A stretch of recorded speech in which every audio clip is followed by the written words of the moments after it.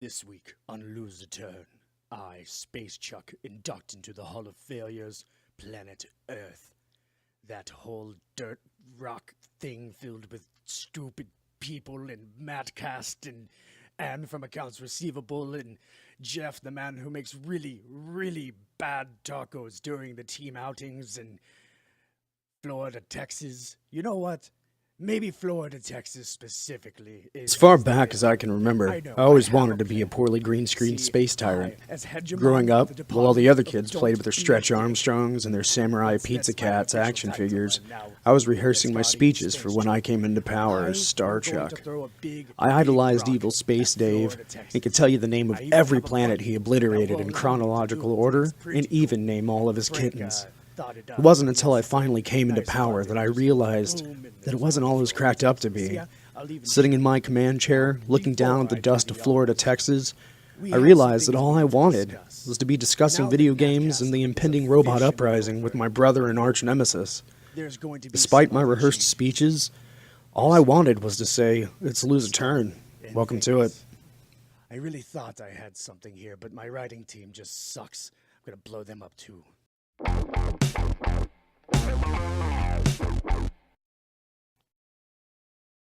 Greetings and salutations. I am your host, Chuck Mullins, recording from our new headquarters, not in Florida, Texas. And joining me today, as always, is Matt Herring and Jack Mullins.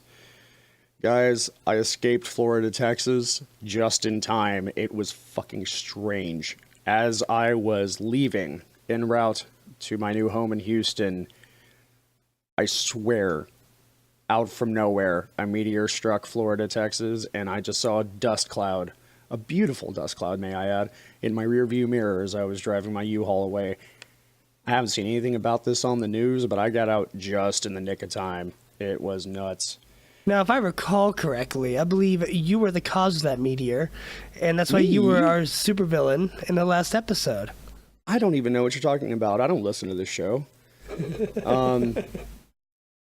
You know, I would like to take a moment to thank CNN. They're clearly fans of the show. They've been announcing the threat of an asteroid strike during the government shutdown. They say NASA won't be able to monitor it properly, and, something could happen. They clearly know Chuck is up to no good. What do you have to say for yourself? Why do we gotta blame StarChuck? And you know what? It's clear where CNN gets their news. I mean, we are the #1 news source, for real. Speaking of news, I am glad to announce You mean that MattCast is. I was pushed against my will last week. I'm not happy about this. YouTube's Karate Kid series, Cobra Kai, is still in production. You've got, Ralph Macchio and William Zabka involved, which we've talked about this before, and it's just so exciting for me, at least. Oh, absolutely. They're claiming that it is going to be a true, faithful kind of sequel regarding the Cobra Kai dojo as Johnny, William Zabka's character, reopens it and begins training, and the rivalry between Johnny and Daniel San is to continue. And it's not only going to be, it's going to be a comedy, because it has to be. These two guys are just hilarious, and they don't take themselves too seriously. So they're going to do that balance between comedy and serious drama.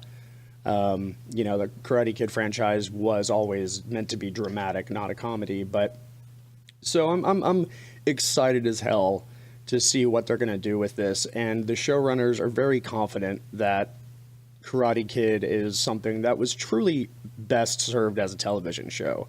And while the movies are great in establishing the lore to this point, they feel that its real home is in that 30-minute format. So we'll see. I'm trying to find the release date. I'm not quite sure. In spring sometime. There's not a date other than that. But I'm excited as hell for it, and I hope you guys are too. Oh, yeah, definitely. I can't wait. I'd love to see an episode. Yep. And another television show that I just found out that is in the works is under the name Truth Seekers.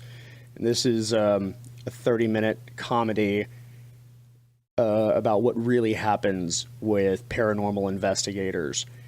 And this is being written and starred by Simon Pegg and Nick Frost, our two favorite people ever. Interesting. Who brought us the Cornetto trilogy, Shaun of the Dead, Hot Fuzz, and Paul, The World's End, all of those. So yeah, they're working on a half-hour horror comedy TV show named Truth Seekers. Is this going to be a mockumentary style?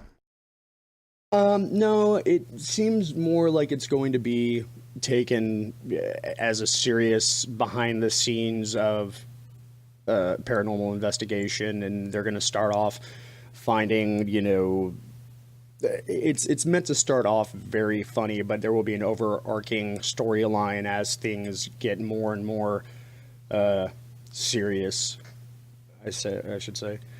But we're not sure when we're going to see it. They're still I think they're trying to find someone to pick it up and distribute it. So we'll see where that goes as well. What do they have against Netflix? I don't think they have anything against it. I can't imagine they would hesitate at all to pick this up. Yeah, well, I mean, Netflix is pretty busy creating all their own stuff right now. So I don't know. They haven't. Good point. They've been throwing Netflix money at everything lately, so. Sure have. So, I found this incredibly strange article, and I cannot attest to the validity of any of the statements I'm about to make, but allegedly, Dolby knows what you're watching based off your breathing. Okay, you know what? I'm going to have to do a Google here for the name Poppy Crumb. Poppy Crumb is seemingly the chief scientist at Dolby Labs, and during CES 2018, he announced that they have the ability to measure the exhalants by people and be able to tell exactly what movie they're watching just off the chemical signature of the way they exhale. Okay, so you said chemical signature of the way they exhale. I actually imagine there's a far easier system to this, and all you need to know is the timings of different climactic moments in the movie. And you could pretty easily identify how much someone was paying attention and how invested they were, whether or not it was a 5-star movie, a 4-star movie, or a B movie, like whether they were on their phone. I think all of that would actually be pretty easy to identify. But when you say reading the chemical signatures in their breath, that sounds like they have to be in a lab. And it seems like they may be overcomplicating this process. Probably. I mean, my first thought was exactly what you were saying, that based off the time signatures in which the exhales, and yeah, you should be able to match it up so long as you have kind of a database of when those points are. But yeah, he literally specifically mentioned chemical signature. So yeah, leave it to scientists to overcomplicate the fuck out of everything. Evidently we need smell-o-vision in our house. Like, so instead of a Kinect sensor, we need, I don't know, a nose sensor. Come up with something clever for me, Chuck. The Poppy Crumb Sniff-O-Matic. Oh, there we go. Yes. And just go with that. We're just going to put a giant nose on top of the Kinect on our TV, and that way Dolby can sell our information as we watch movies. Can that be our super Hi, I'm villain Poppy for the Crumb. week? Can I smell you? Sorry, I just can't get over the name. I know it's juvenile of me, but that Poppy Crumb's too good. I can't leave it untouched. It is pretty good.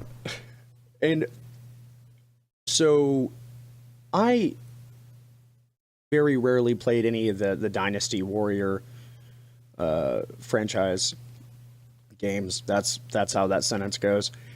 And until whenever Jack and I got the Wii U, we picked up Hyrule Warriors, which is pretty much Dynasty Warriors just set in the Hyrulean universe. And it is a ton of fun. Like, I sank several hours into it.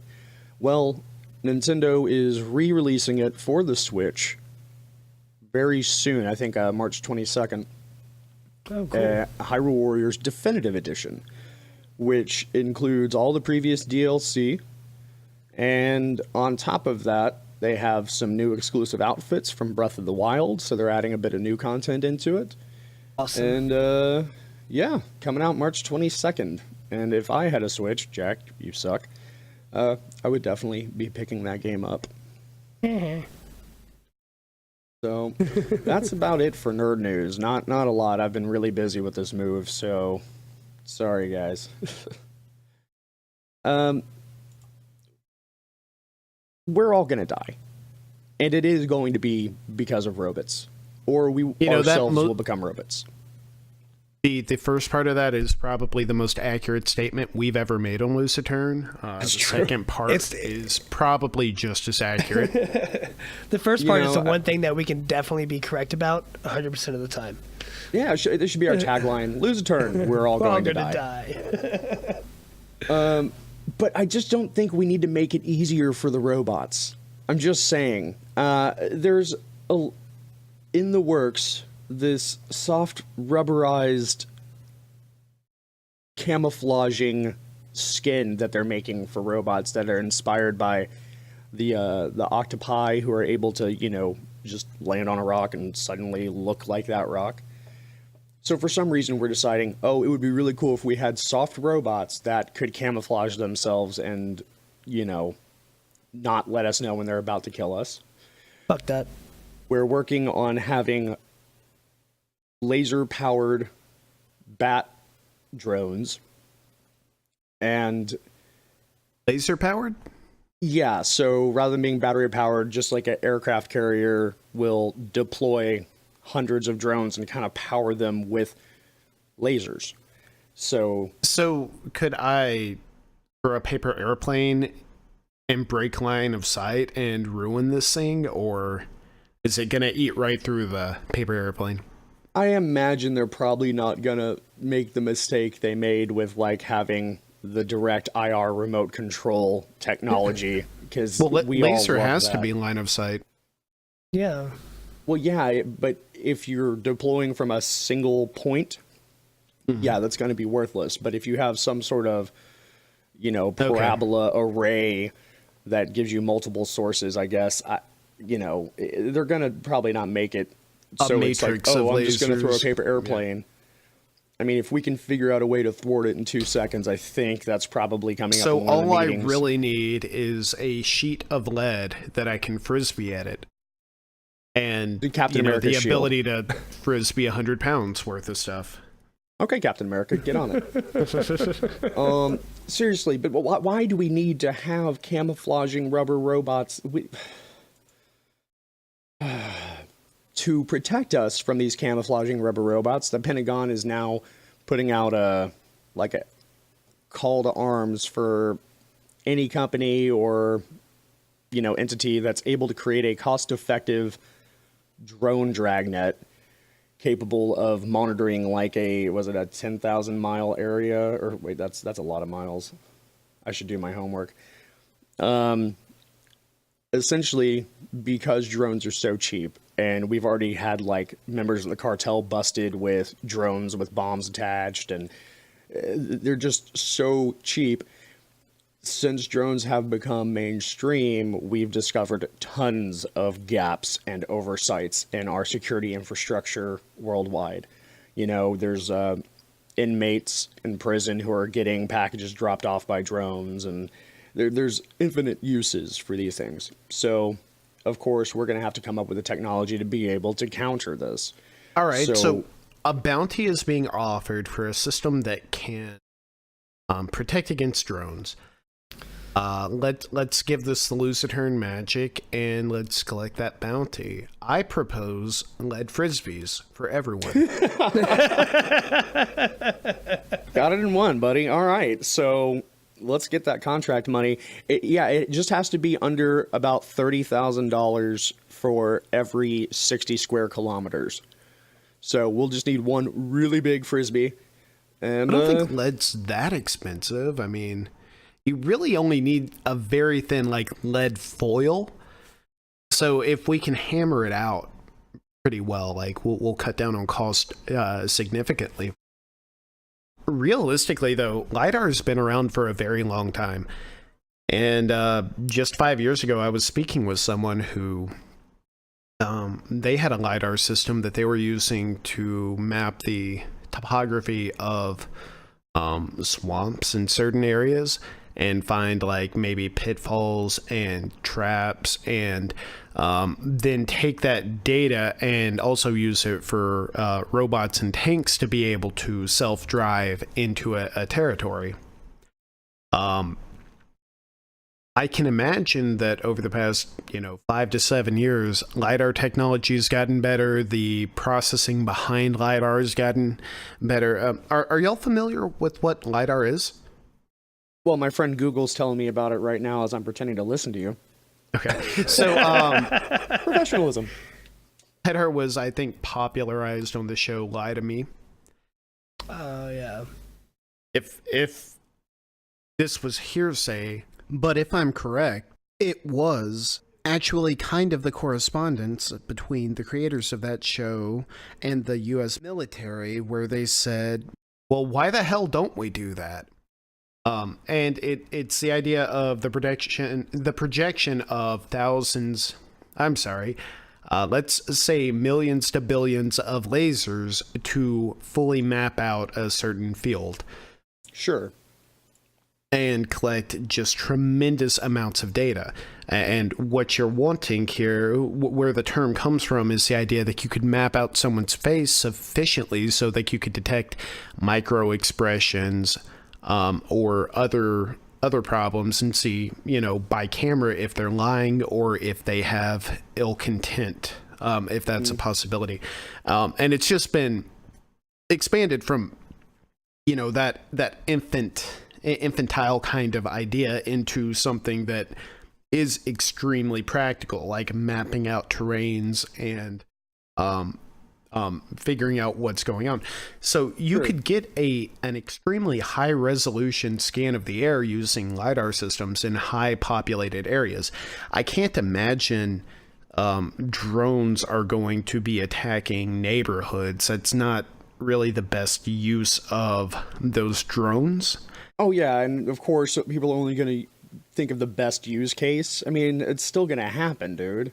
Sure, but when you're talking about, do we want to make people aware of this and wary of it, right. you go for the high-profile target or, a small neighborhood. I would Sure. think you would be very well served to monitor intersections on major roads, because that seems like a real threat to me.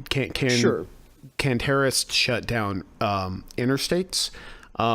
Can they prevent people from leaving in a high volume, like a very high population density area? Or can they just outright destroy large amounts of population and economy all at once? Sure. So I think a LiDAR system would be highly effective, and you've already got high resolution lasers scanning. It wouldn't be too difficult to set up a few additional laser rigs that could either damage and destroy the sensors on these drones, or or destroy some of the propellers or frisbees at it. Well, that might be a little bit dangerous for everybody, but yeah.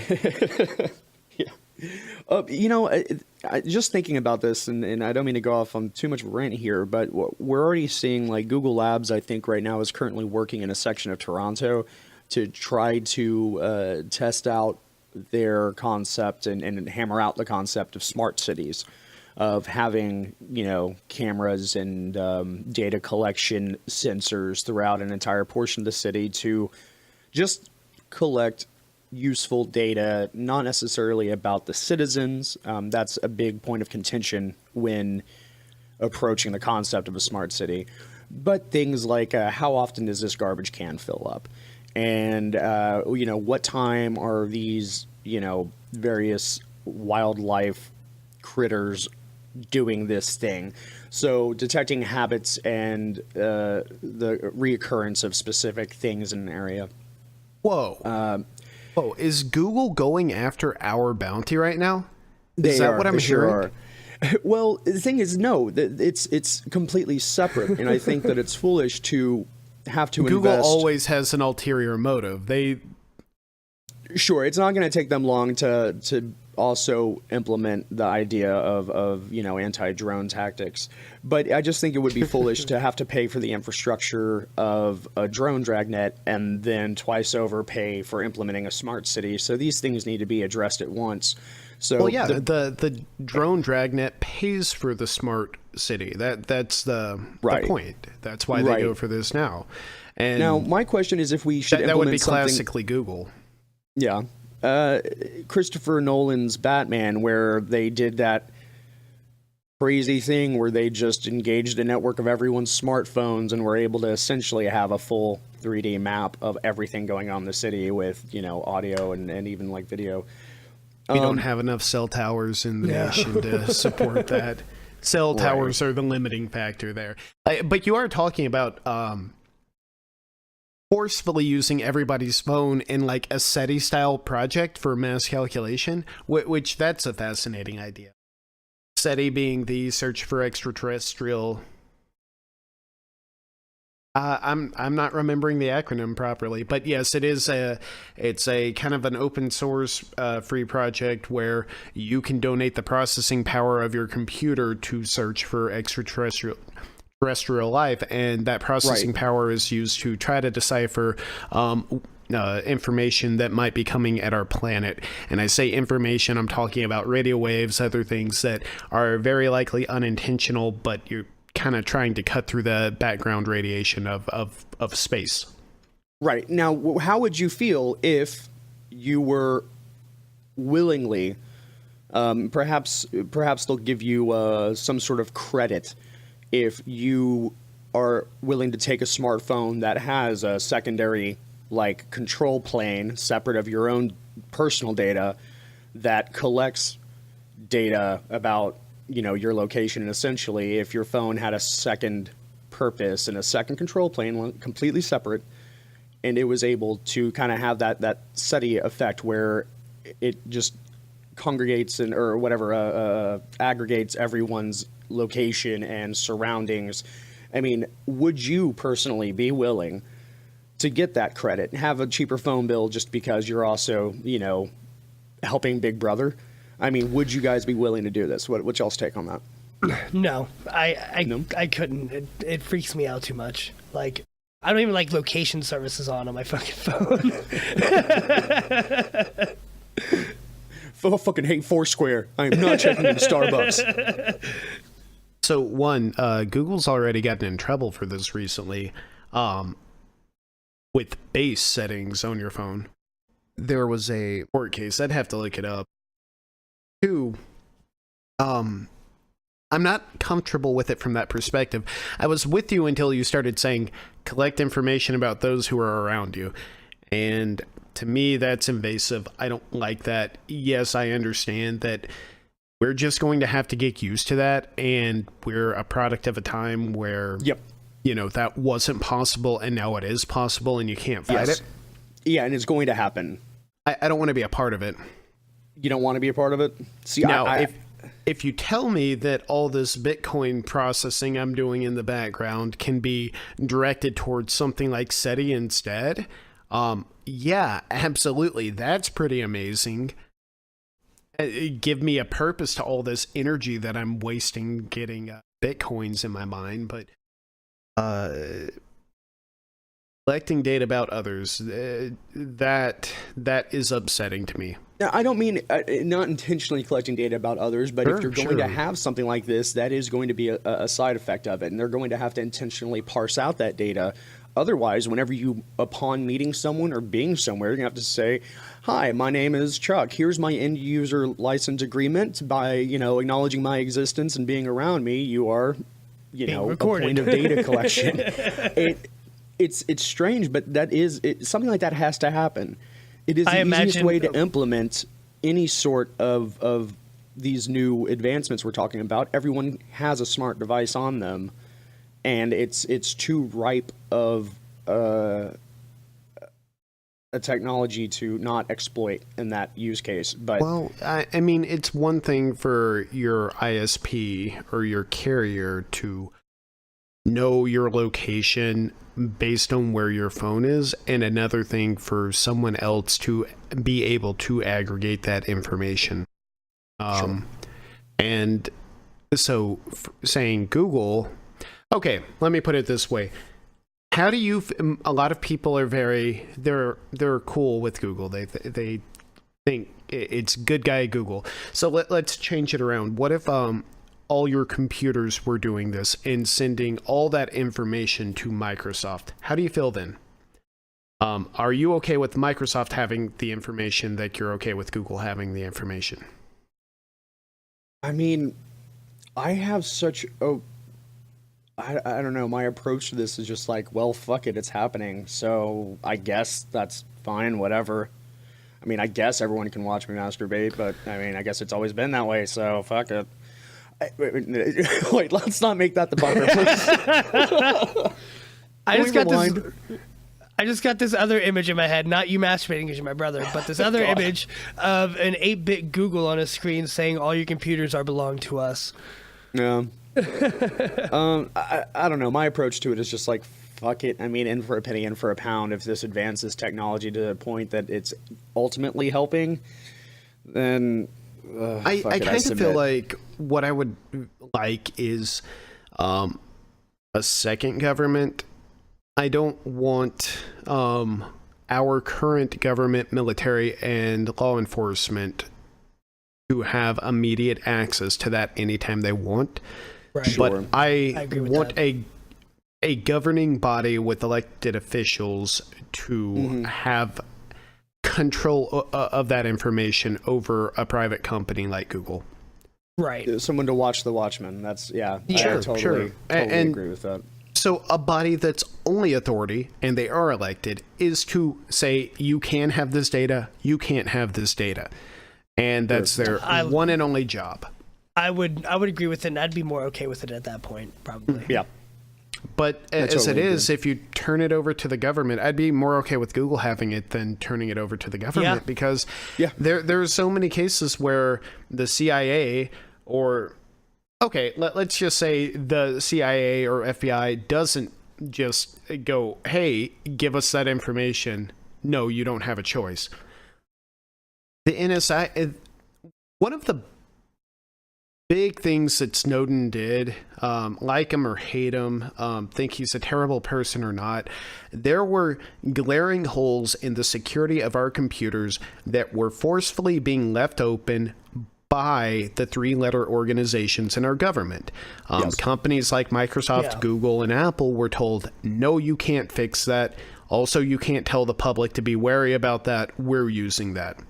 Snowden made all that public, and all of a sudden, Microsoft, Apple, Google, they're allowed to fix that now because it's a public safety issue at that point. Right. I don't like the idea that one of those organizations can just step in and say, hey, no, you can't do that. We have to have our way into that information, because this is dangerous. There is so much power in the amount of information that you're talking about, Chuck. Yep. Let's add something else into this. There's a new AI in development known as P.A.W.S, P.A.W.S, which stands for something, so that's good. Protection Assistant for Wildlife Security. There we go. And this is an artificial intelligence that is in development for the sole purpose of tracking down poachers and learning, based off wildlife's habits and locations where it's very likely that some game hunters are going to go in and poach. Now, the reason I bring this up is I did a lot of work in kind kind of a wildlife setting for a few years. And honestly, what I found from that is that game wardens have one of the most frightening jobs in the world. And it is one of, if not the most deadliest job in the world, being a game warden. The data on that, I believe, is approximately 17% of game warden fatalities is from wildlife attacking or hurting them. 42% is from poachers killing Yeah, I them. would say poachers. Jesus Christ. So And just you have like to think caught about up it, in the these middle. people are out there with weapons for the sole purpose of killing animals they're not supposed to kill, and if they get busted, their lives are ruined. So when confronted in a remote location by someone who says, hey, please don't shoot that rhino, they're like, what'd you say? And just, it's terrifying. So with that data in mind, we're creating artificial intelligence to detect the likelihood and location of poachers. Well, and it should also be noted that some of the events you're talking about are in America.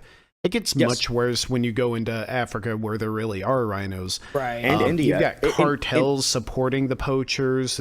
Yes. This is a huge industry. It is. Yeah. And in India, it's gotten to the point where the game wardens are shooting poachers on sight because it's too deadly for them to confront them. When they find poachers, they kill them. I don't So- disagree with it. Fuck it. I don't either, to be honest. And I don't know if that seems insensitive or fucked up, but it's the only way to deal with them. So now that we're developing an AI to do this, I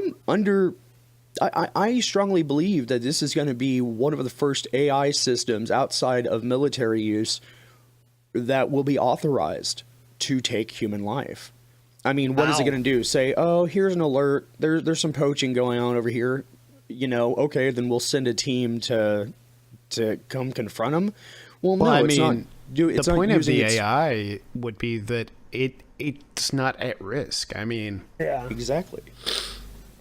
send a drone over there, a low-cost drone, and it monitors them, and it says, hey, cease and desist, or I'm going to start spraying, pepper spray salt tablets at you. Sure. Yeah. So- Actually, it Or could rock have a salt shells non-fatal or something, approach. Yeah.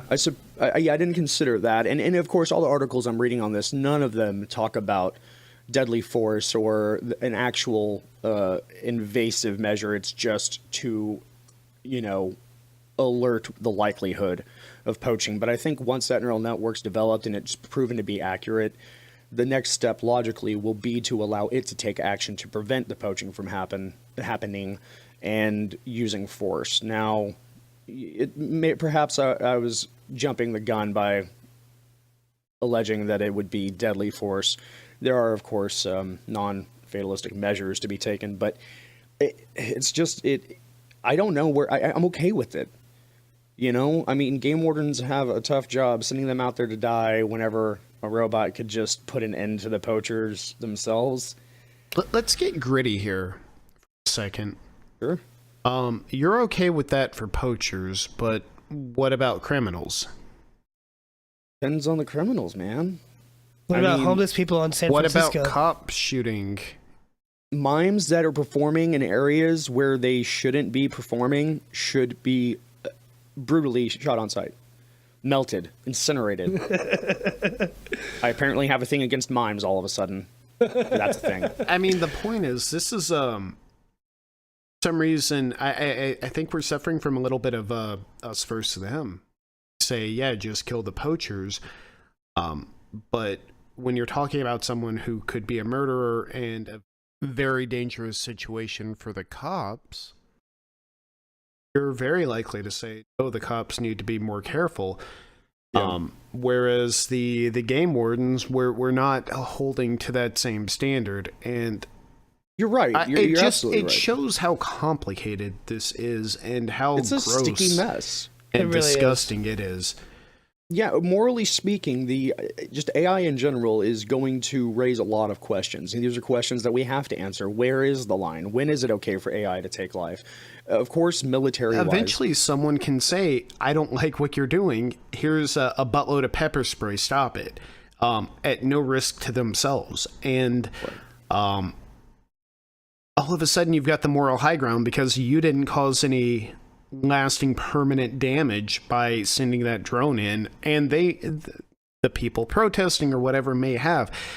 So I'm not sure from a moralistic standpoint that I am okay with it, though I do on a base level enjoy the idea that this is a non-fatal, non-dangerous way of remedying these situations. There is no good answer. Right. Well, I guess the reason that we take life is to protect ourselves. When you come down to it, I mean, not all the psychopaths out there, of course, but I mean, in any case where it is deemed okay morally to take someone's life, is usually a matter of it's either them or me or them or us or whatever. Whenever you have that buffer zone of having artificial intelligence and robots and drones in between, then it kind of removes the immediate necessity to take a life whenever there are non-fatal countermeasures in place. So would it be feasible for us to have a rule from day one saying, okay, artificial intelligence robots can't take human life across the board? Military use case, police use case, wildlife use case, whatever. There are ways of combating a situation that don't require taking a life. Do you think we could feasibly implement that? Or is it going to be, nah, we could just kill them instead. That'll make it easier. See, I don't know, and I think it actually only gets more complicated when you consider the idea that AI could one day possibly predict when someone's going to die and make decisions based on that.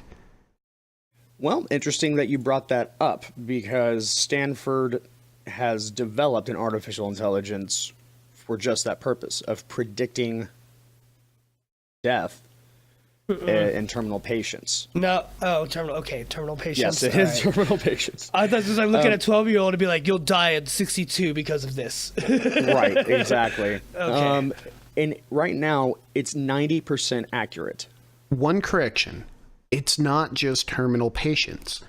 And what clues me into that is that they're trying to emphasize over and over when they're speaking with the press, palliative care, which, as opposed to hospice care, does offer comfort for the dying, but palliative care is the difference is that there's still time to turn things around.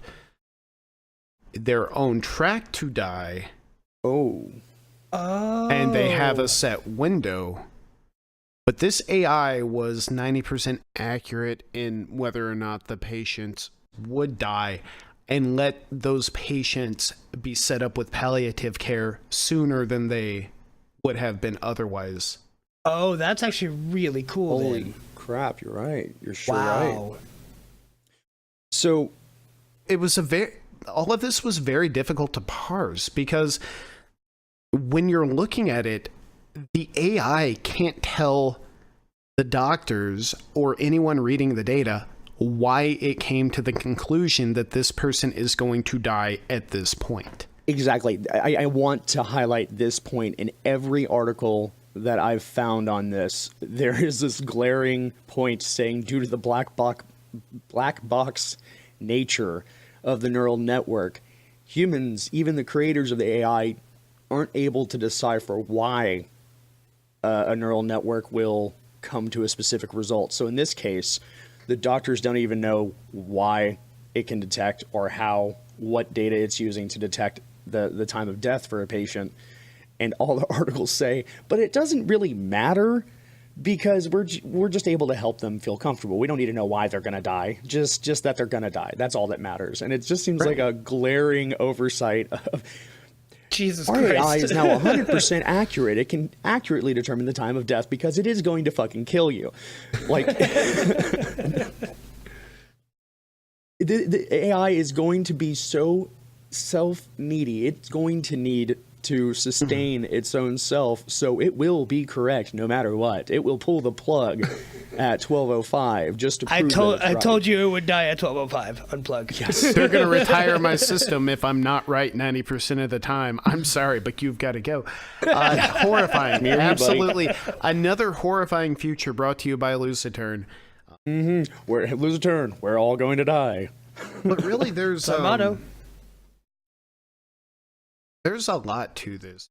Look at AI and the fact that I'll give a plug to The Naturalist by Andrew Main, where he talks about the fact that you can and again, Andrew Main has a history of researching and talking to professionals and putting technology in his book that actually does exist, even though it may not be immediately available to the public. So there's your kind of grain of salt to weigh this against, but there are elements in his book where the doctor, and doctor as in a college professor, is plugging in pieces of data into an AI system, and that AI system is generating pattern maps of locations because the AI can see patterns that humans would never pick up on. And so a lot of this data, one of the reasons the AI may be unable to tell the doctors what's wrong here is because it's just correlative data that doesn't have a strict cause that's been identified. Another part of it may be, and this is another part that this is hard to parse, but when they say black box, I'm not sure if they are talking about black boxes in object-oriented black box, in which case the data is, they're only unable to view the data because someone hasn't created methods to generate charts and graphs based on all the data, and I'm guessing that would be a processing power issue.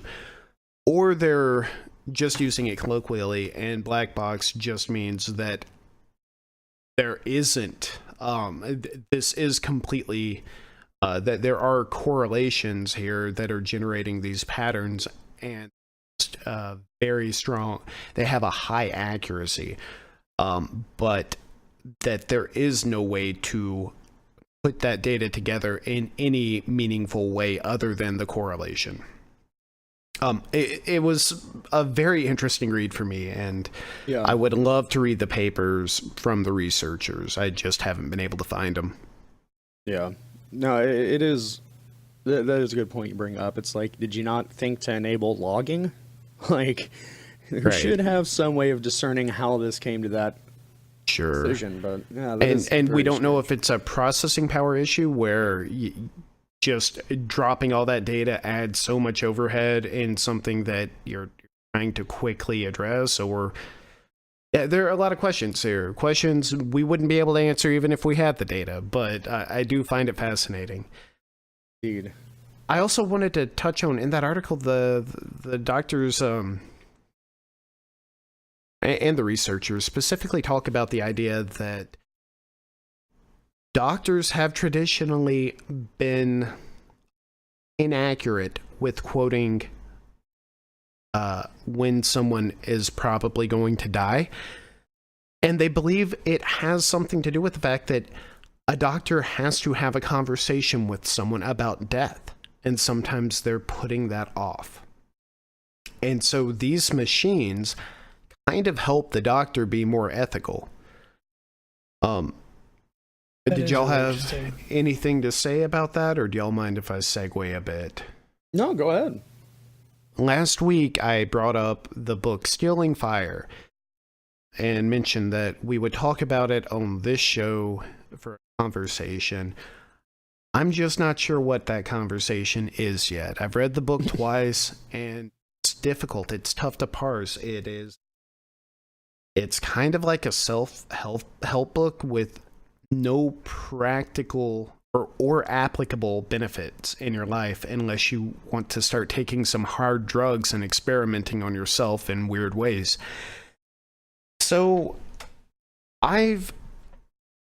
one takeaway, though, is that there is the concept of, in Stealing Fire, tests have been done where patients who are terminal and are going to die in the next 9 months to 3 months, or maybe it was 18 months to 3 months, are given ecstasy as a catalyzer.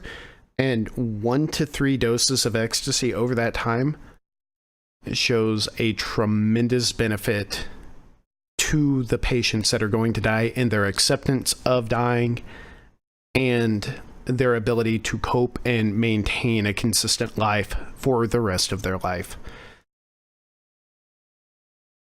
I bring that up just because we're talking about the inability of doctors to communicate, hey, you have to start dealing with the fact that you're dying.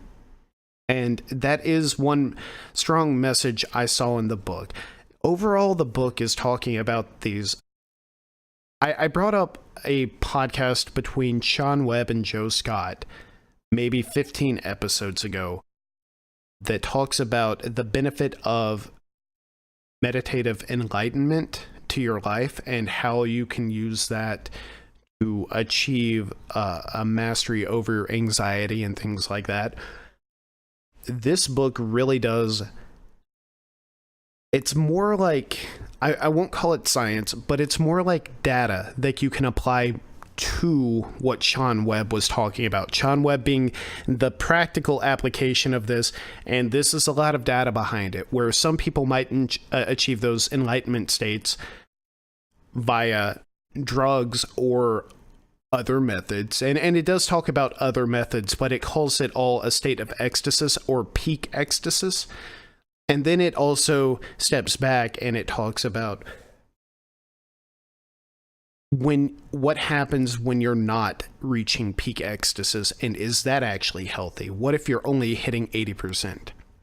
What if you're watching porn every day, and is that healthy? Because we don't watch porn to mate or do anything evolutionary. We watch porn to get high. Sure.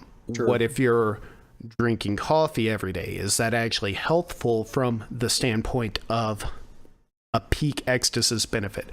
And so to illustrate that a little bit, think of Steve Jobs and how he points to taking LSD as one of the most profound and building moments of his life because of the experiences he had. Look at some of the founders of Google. Look at some of the founders of Google, and I believe Larry Page. I'm not remembering who did what, but there's involvement with Burning Man. There's suggestions that Navy SEALs are trying.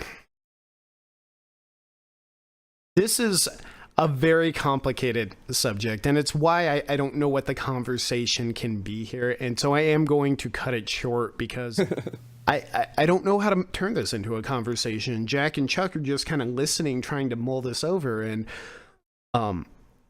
it's an interesting book. I am not telling anyone to go out there and get high. I'm not telling anyone that their problems are going to be solved with drugs, but I do want to lean towards the idea of enlightenment moments being very powerful and useful for a lot of people. Sure. And the pursuit of achieving those enlightenment moments is something worth studying. So I might recommend reading Stealing Fire based on just some of the data I have seen in that book and some of the allegories they tell, which are compelling. But yeah, I'm sorry, I took that floor away for a while. It's all good, buddy. It's all good. We call that segment MattCast. I mean, So guys, how about some Stranger Than Fiction? let's do it. Absolutely. Sounds good. Okay, we're going to start with Mr. Matt. The Super Mario Brothers' most popular theme song actually has a name. The song is titled The Ground Theme.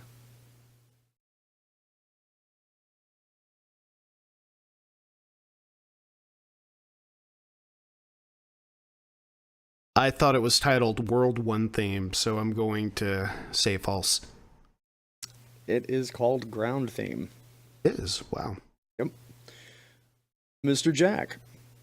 Homestar runner Strong Bad got his name from the NES game Tag Team Wrestling, in which one of the wrestling teams is named Strong Bads.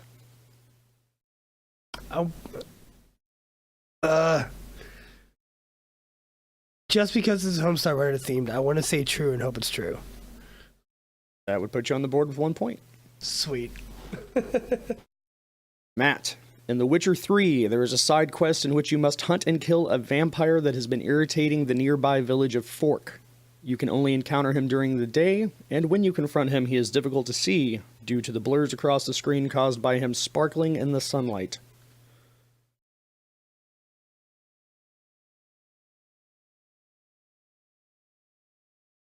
Matt has spent like 500 hours in that game.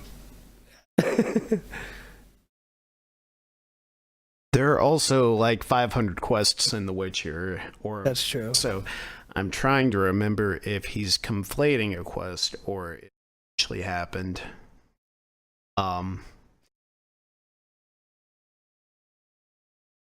True, because I know something like that did happen, and you better not be jerking me around.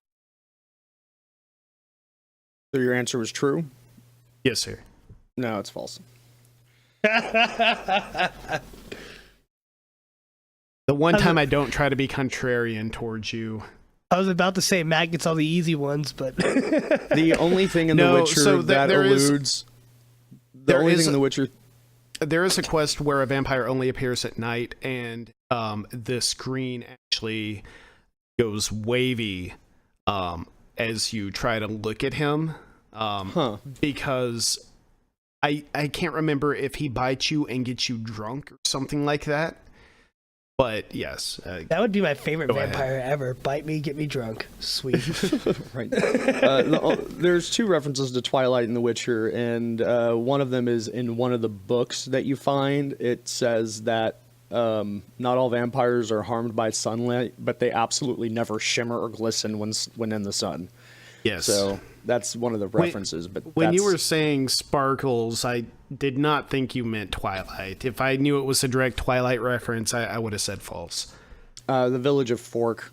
The Fork is where I didn't believe there is a village named Fork in that game. Oh, I don't is remember there? that.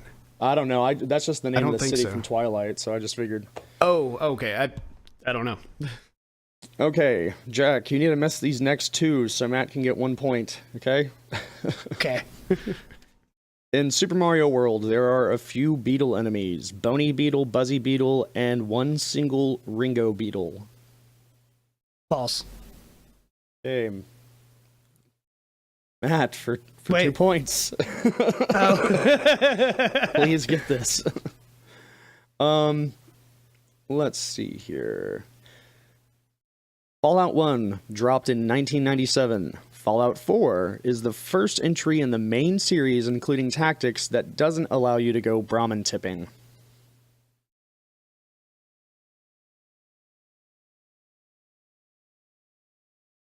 I haven't played any of the Fallouts, and you know this about me. Okay, you get 0 points just out of principle. You're off the show. Brahmins are The They're not the mutated giant cows claw with monsters. 2 heads. Okay. No, those are death claws. Brahmin are the I would say cattle. false. I would say. You are just batting 0, buddy. Yes, for some reason, even in the very first game made in I 1997, definitely meant true, but yes, He definitely meant true. Is that? I did mean true that Fallout 4 does not allow you to do that. I don't know why I said false. Okay, we'll give you 2 points just so we can get to a tiebreaker. Jack missed this one. You ready to get one wrong, Mullins? Yeah. Okay. Tetris 64 for the Japanese Nintendo 64 included a peripheral that could sense your heart rate and would speed up the game or slow it down in time with your heart rate. Meaning if your heart was racing, so was the game. True. Jack said false. All right, we're on to a tiebreaker. Skype call is getting a little buggy. Sorry, guys. I think this flu is giving me superpowers. Got everyone, and Matt didn't get a single one. This is a memorial, like a moment. I don't know, the special moment. I don't know words. I can't think. This is a good thing. This is a good moment. Am I doing this wrong? Am I doing a bad job hosting this? Is that what's happening? No, I guessed all that shit except for the first one. I knew the first one. The other two I guessed. Okay, Matt. If you get this right, you get 4 points. Jack, if you get this right, you get -4 points. In its video game debut for the NES, this superhero was advised by a talking Statue of Liberty that they must defeat a supervillain from space by taking the role of a reporter. They are then told that the Statue of Liberty will watch over them. Superman. Jesus, for -4. All right. Fuck, guys. I'm on a fucking roll. War. This is unprecedented. Shit. Okay, Jack, since you're winning so much, do you have any wins for this week? I do. So finally, after a long-awaited year and a half, I finally got to start my keto diet again, which makes me happy. But on top of that, today is Sunday, the time this is recording, which is cheat day. I got some motherfucking Girl Scout cookies. Girl Scout peanut butter. You have an empty box of Girl Scout peanut butter patties. Cheat day. Nice. Mr. Matt?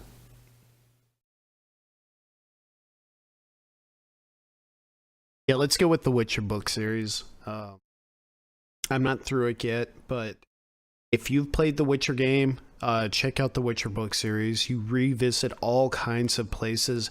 I don't know that it's a good story on its own because there are so many names and so many places and so much to keep up with.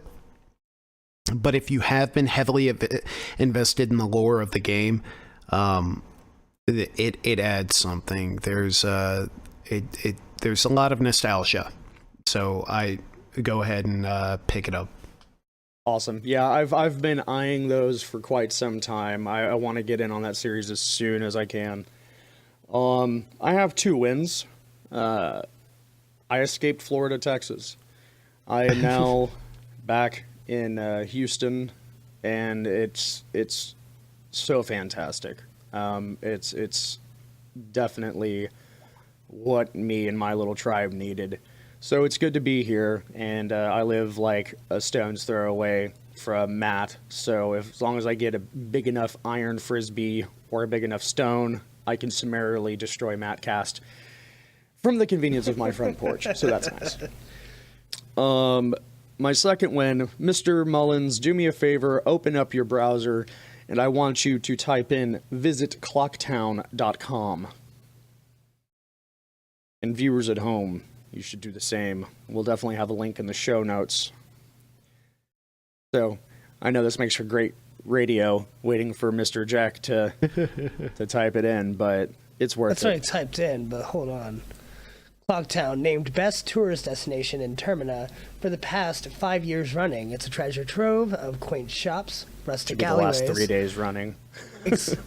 Oh, yeah, right. Exciting games, hidden treasures, and culinary delights. What the fuck is this?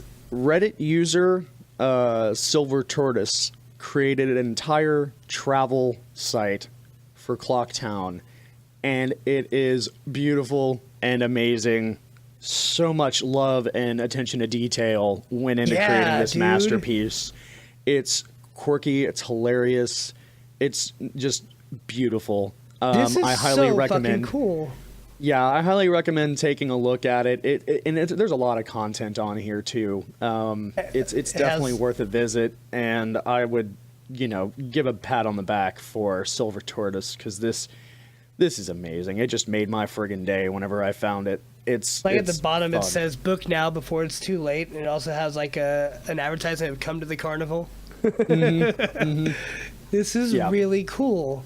Doesn't it say Absolutely 3 great days stuff. remaining on there or something like that? That's what I'll have to look through all the reading, but I didn't see that yet.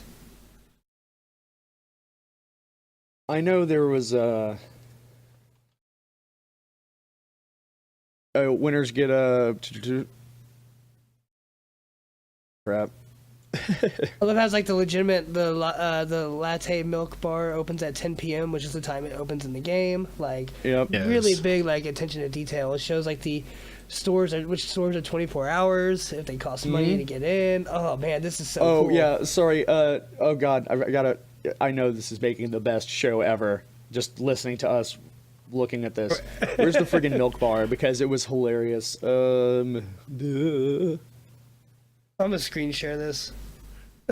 This is Oh too yeah, good. so Regular milk tastes just fine and replenishes your energy after a long day. For the price of a glass of Chateau Romani, you could buy a dozen cows, a barn, an automatic aero defense system to keep the bovine creatures safe from any would-be invaders, but the milk just wouldn't taste the same. Yeah, it's pretty good. It's pretty good Join stuff. the bombers right here. Like, this is so cool. I love this. Yeah. Like, So, now I'm contemplating changing my my homepage on my browser. Right now it's Homestar Runner, but I might just change it to visitclocktown.com. Sure. Yeah, so this cool. is a great way to revisit Majora's Mask without actually playing through it again. Yeah, definitely is. That's awesome. Well, Kudos guys, on that guy. That's my wins for this week, and it's definitely good to be back. Missed last week's show, but it was definitely one of my favorite episodes. Y'all did a killer job, and thank y'all for that. And other than that, if you guys have any funny articles or news stories you'd like us to cover, or any advice in general, feel free to reach out to us. You can find all our contact information at loseaturn.com, and you can chat with us on any of the social media platforms, or join us at Reddit r/loseaturn. So other than that, it's been fun. Lose a turn, we're all gonna die. I'm Chuck Mullins, and those guys don't know how to say their names. Jack. I'm Matt Herring. Hey, thanks so much. I had a lot of fun. Until next I'm week. dying inside, so. We all are. See you next week, guys.